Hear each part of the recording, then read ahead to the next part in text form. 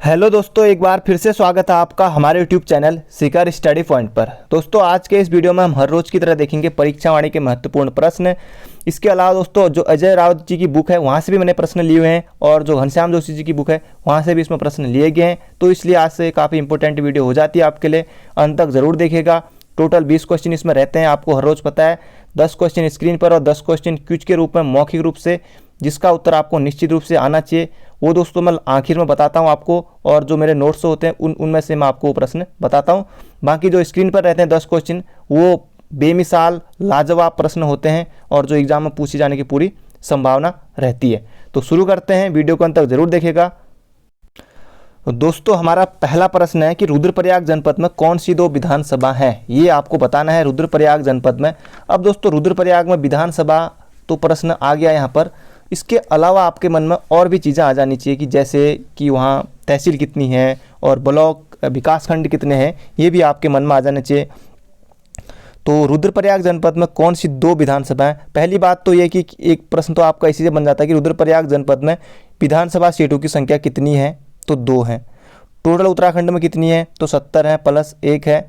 और अब तो अभी तो है ही, खैर जो भारत से तो जो संसद में है, जैसे कि लोकसभा में जो मनोनीत किया जाता है उनको अब हटा दिया गया, लेकिन अभी 2022 तक तो बने ही रहेंगे उत्तराखंड में जो हमारे अभी हैं। रुद्रप्रयाग जनपद में कौन सी 2 विधानसभा सीटें हैं, तो केदारनाथ और रुद्रप्रयाग बिल्कुल आपका सही उत्तर हो जाएगा, क्योंकि बहुत से लोग इनमें कन्फ्यूजन हो गए होंगे अभी तक, क्योंकि आप भी सोच रहे होंगे ऊखीमठ केदारनाथ, केदारनाथ वसु केदार, अगस्त मुनि जखोली। तो रुद्रप्रयाग जनपद में केदारनाथ और रुद्रप्रयाग हैं। अब मैं आपको बताता हूँ, विधानसभा बता दी, अब बताता हूँ मैं आपको कि वहाँ ब्लॉक कितने हैं, क्योंकि ये भी बहुत ज़रूरी है, पूछा जा सकता है ब्लॉक कितने हैं। तो 3 है ब्लॉक विकासखंड। एक तो हो जाएगा कौन सा दोस्तों, ऊखीमठ, जो ऑप्शन नंबर बी में दिख रहा है आपको, ऊखीमठ है। और जखौली हो जाएगा जो ऑप्शन नंबर डी में यहाँ पर दिख रहा है आपको। और एक है अगस्त मुनि। ये 3 है वहाँ के ब्लॉक और 4 है वहाँ तहसील। 4 कौन कौन सी तहसील? एक ऊखीमठ तहसील है, एक जखौली तहसील है, और एक खुद रुद्रप्रयाग भी तहसील है, और एक और तहसील है दोस्तों, वह है वसु केदार। तो 4 ये तहसील हैं, और विधानसभा जो सीटें हैं, क्षेत्र हैं, वो हैं केदारनाथ और रुद्रप्रयाग। ये आपको बिल्कुल याद रखना है। तो बढ़ते हैं अगले क्वेश्चन की तरफ। अगला क्वेश्चन दोस्तों काफ़ी इंपॉर्टेंट है ये भी। अटल आयुष्मान उत्तराखंड योजना का शुभारंभ कब हुआ था? एग्जाम में पूछा जा सकता है और शायद पूछा भी गया था। अगस्त 2018 में, अक्टूबर 2018 में, नवंबर 2018 में, या फिर दिसंबर 2018 में? अब मुझे पता है कि आप ऑप्शन नंबर ए और डी में से कन्फ्यूजन हो रहे होंगे, आपको हो रहा होगा, तो आपने बिल्कुल सही उत्तर चुन लिया, ऑप्शन नंबर डी, दिसंबर 2018। दिसंबर में भी कब? 25 दिसंबर। 25 दिसंबर। अब 25 दिसंबर को क्रिसमस भी होता है, और 25 दिसंबर को दोस्तों, 25 दिसंबर जो है अटल जी का, अटल आयुष्मान उत्तराखंड योजना। अब अटल क्यों लगाया? अब अटल जी का उस दिन दोस्तों जन्मदिन होता है इसलिए, और 25 दिसंबर 2018 को इसकी शुरुआत हुई थी। और आपको याद रखना है कि जो अटल जी का जन्मदिन है वो सुशासन दिवस के रूप में भी मनाया जाता है। सुशासन दिवस के रूप में भी मनाया जाता है। कौन सा दिवस?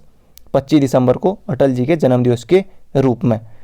बाकी दोस्तों, और जो भारत में जो चली थी उस समय आयुष्मान भारत योजना, वो अप्रैल 2018 में चली थी, जो प्रधानमंत्री जन आरोग्य योजना के तहत ये योजना चली थी। बाकी जो उत्तराखंड के लिए चली अटल आयुष्मान उत्तराखंड योजना, इसमें भी 5 लाख परिवारों को प्रतिवर्ष जो है कि 5 लाख रुपए तक का निःशुल्क चिकित्सा सुविधा उपलब्ध कराने की इसमें बात कही गई है। तो ये आपको बिल्कुल याद रखना है। बाकी आज 8 मार्च है, और 8 मार्च को कौन सा दिवस है ये आप भली भांति जानते हैं, अंतर्राष्ट्रीय महिला दिवस। तो बढ़ते हैं अगले क्वेश्चन की तरफ। अगला क्वेश्चन दोस्तों ये भी एग्जाम में पूछा गया था। जाह्नवी नदी निम्न में से कौन सी एक मुख्य नदी से संबंधित है? काली, रामगंगा, अलकनंदा, या फिर भागीरथी? अब आप दोस्तों, जाह्नवी आप कहाँ बहती होगी आपने अनुमान लगा लिया होगा। अब काली सबसे पहले ऑप्शन ए में है। आपको बताया काली पिथौरागढ़ में बहती है, भारत और नेपाल के बीच अंतर्राष्ट्रीय जो सीमा बनाने वाली है काली नदी है। बाकी बहुत सारे फैक्ट हैं, पुराणों में श्यामा नदी कहा गया है, जल पवित्र नहीं माना गया। रामगंगा, अब रामगंगा हैं 2, एक पश्चिमी एक पूर्वी। पूर्वी बहेगी पिथौरागढ़ में, पश्चिमी जो दूधातोली श्रृंखला से निकलती है। और अलकनंदा ये सतोपंथ ताल से, चमोली से। तो बचा कौन सा? Option number D. तो ऑप्शन नंबर डी जाह्नवी नदी किस मुख्य नदी से संबंधित हो जाएगी? भागीरथी नदी से। अब ये दोस्तों ये जो जाह्नवी नदी है वो भागीरथी से, इसकी तो सहायक नदी तो है और ये मिल जाती है कहाँ पर, भैरव घाटी में। भैरव घाटी में ये भागीरथी में मिल जाती है, जाह्नवी नदी है उसकी एक सहायक नदी है, ये आपको बिल्कुल याद रखना है। बाकी नदियों से प्रश्न जरूर आता है, या तो मिलाने के लिए आएगा 4 नदियों में से कौन सा एक सुमेलित नहीं है, या फिर कौन किसकी सहायक नदी है, या किसका संगम कहाँ पर होता है, बहुत सारी चीज़ें, कौन सी नदी किस ताल से निकलती है। तो नदियों से एक प्रश्न हर एग्जाम में लगभग अक्सर पूछा ही जाता है। अगला जो महत्वपूर्ण प्रश्न है, निम्नलिखित में से कौन सा गढ़वाल के 52 गढ़ों में शामिल नहीं है। अब 52 गढ़ दोस्तों, पहले तो बात 52 गढ़ का जो एकीकरण, 52 गढ़ों को जो जीता था अपने बाहुबल से या अपने दम पर, वो अजय पाल ने जीता था। अजय पाल ने जीता था, ये आपको बिल्कुल याद रखना है। अब आपको बताना है कि जो 4 ऑप्शन में इनमें से कौन सा जो एक गढ़ है वो 52 गढ़ों में, इन 52 गढ़ों में सम्मिलित नहीं है। बधानगढ़ है, चांदपुरगढ़ है, देवलगढ़ है और धूनीगढ़ इसमें से नहीं होगा।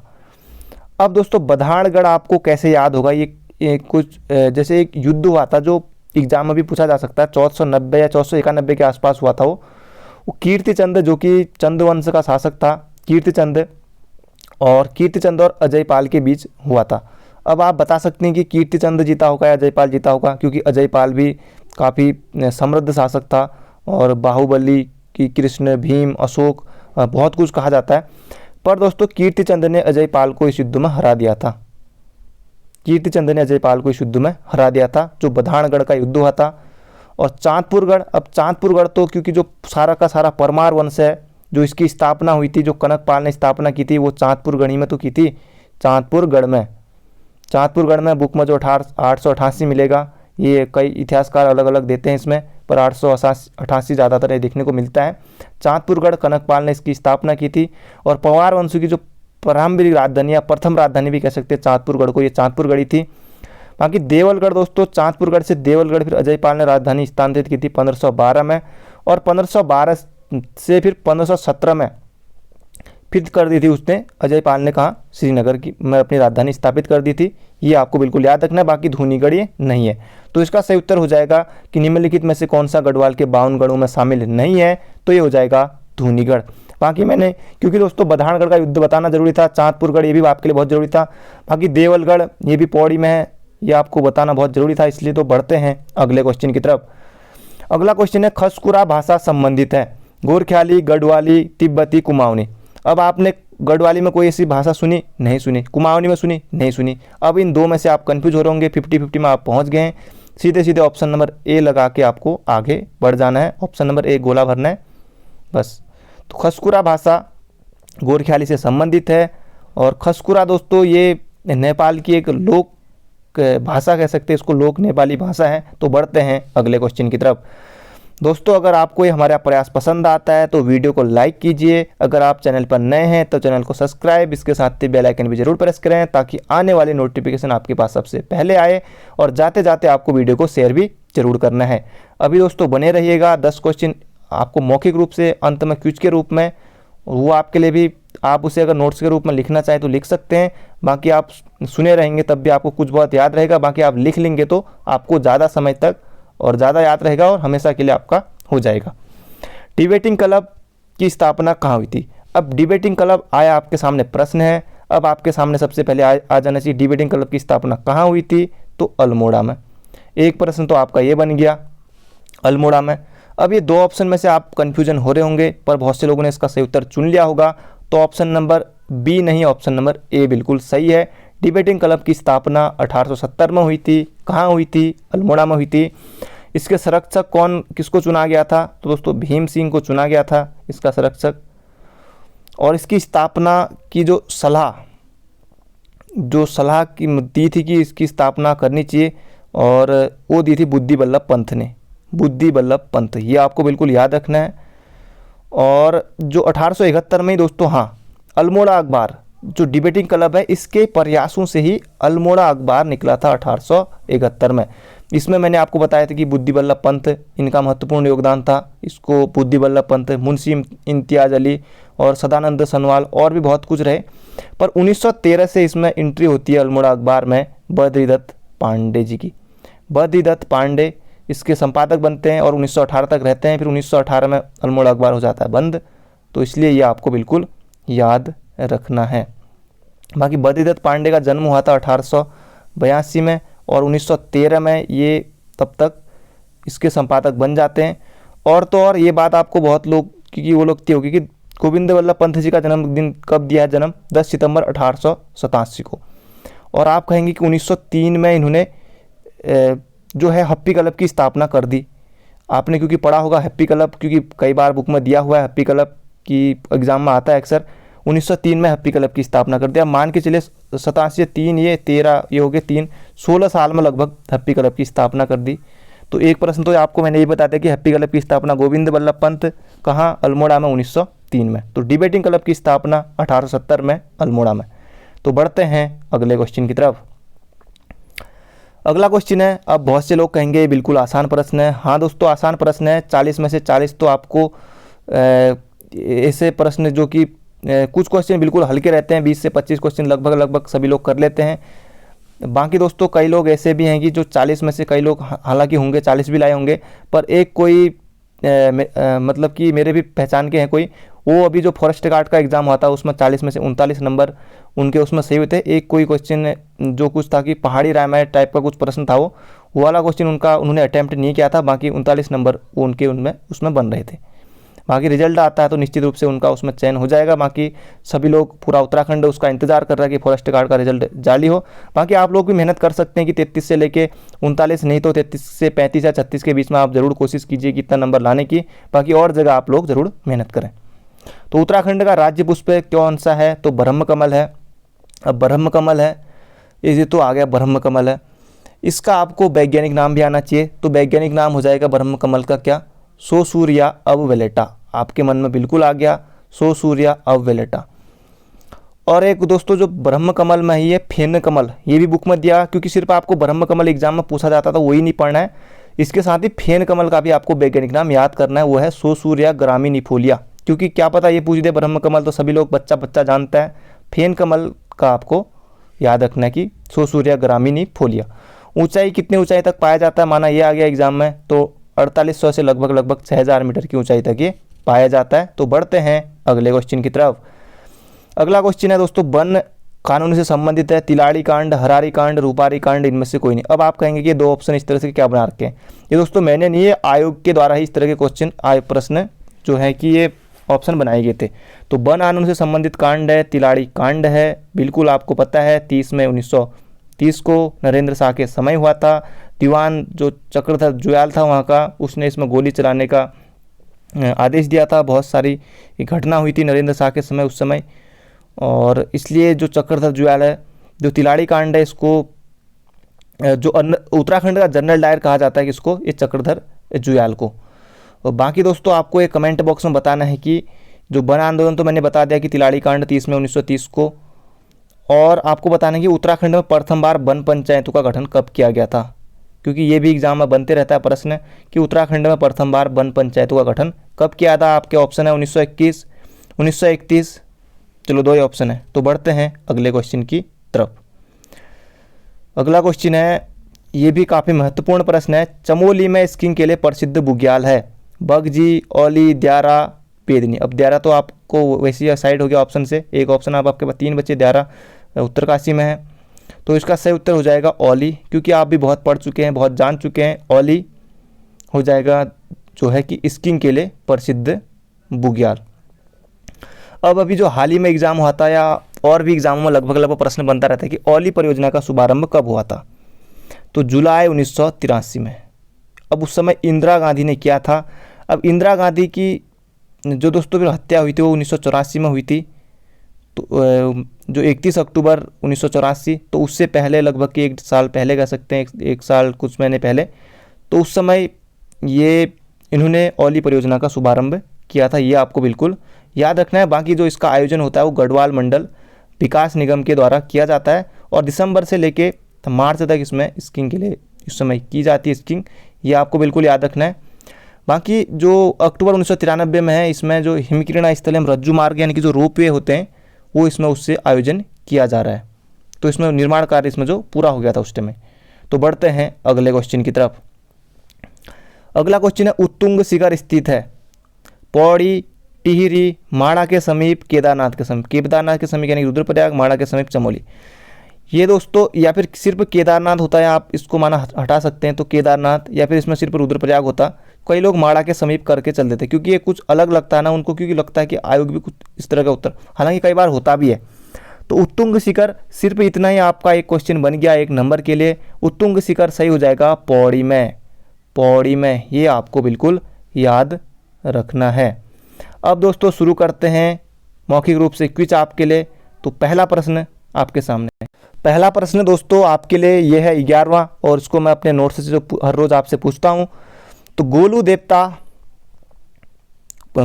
आपके मन में सीधे आ जाना चाहिए, चितई मंदिर, उसे बहुत जगह है।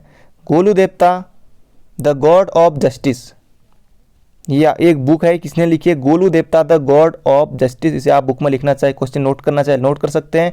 द गोलू देवता गॉड ऑफ जस्टिस पुस्तक के लेखक कौन हैं?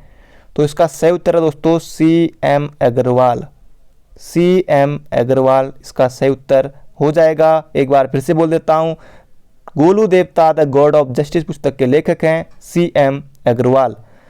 12वां प्रश्न आपको सुनना है, ध्यान से सुनना है, फिर उसके बाद टाइप करना है। अगर आप बुक में लिख रहे हैं तो आपको कमेंट करने की कोई ज़रूरत नहीं है, अगर आप बुक में नहीं लिख रहे हैं तो कमेंट बॉक्स में ज़रूर इसका उत्तर देना है।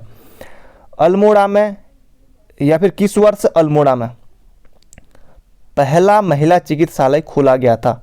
पहला महिला चिकित्सालय खोला गया था अल्मोड़ा में। तो इसका सही उत्तर है दोस्तों 1927 में। 1927 में अल्मोड़ा में पहला महिला चिकित्सालय खोला गया था। ये आपको बिल्कुल याद रखना है। बढ़ते हैं अगले क्वेश्चन की तरफ। अगला क्वेश्चन है, किस ताल के निकट, कोई ताल है आपके सामने पूछने वाला हूँ मैं, किस ताल के निकट प्रसिद्ध नंदा देवी मंदिर है? नंदा देवी मंदिर है, ये आपको बताना है, जो कि नंदा देवी मंदिर चमोली में। और ये आपको बताना है तो बेनीताल, बेनीताल नंदा देवी राष्ट्रीय उद्यान, ये आपको बताना है। तो बढ़ते हैं अगले क्वेश्चन की तरफ।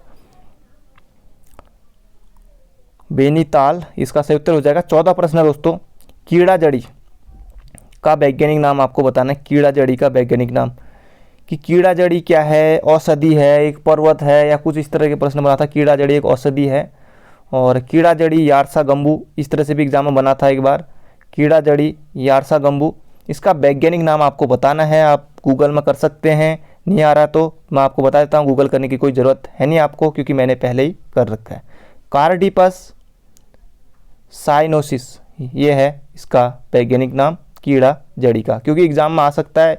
कभी कभी एक आध प्रश्न इस तरह के पूछ लिए जाते हैं, इसका वैज्ञानिक नाम क्या है, भांग का क्या है, रिंगाल का क्या है, इस तरह से।